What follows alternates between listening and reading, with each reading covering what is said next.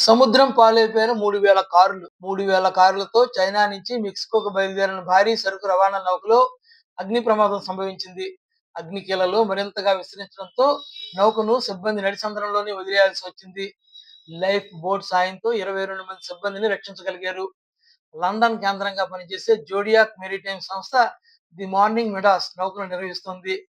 Pacific మహాసముద్రంలో అమెరికాలోని Alaska రాష్ట్ర పరిధిలో అడాక్ దీవి సమీపంలో ఈ అగ్ని ప్రమాద సంఘటన జరిగింది. ఈ ప్రమాదం జరిగేటప్పుడు సమీపంలో ప్రయాణిస్తున్న కోస్కో హెరాస్ సరుకు రవాణా నౌకల సిబ్బంది అప్రమత్తమై మిడాస్ నౌకలోని 22 మంది సిబ్బందిని రక్షించారు. ఘటన జరిగినప్పుడు ఆ నౌకలో 800 కొత్త విద్యుత్ కార్లు సహా మొత్తం 3000 కారులున్నాయి. ఈ నౌక బరువు 46,800 టన్నులు.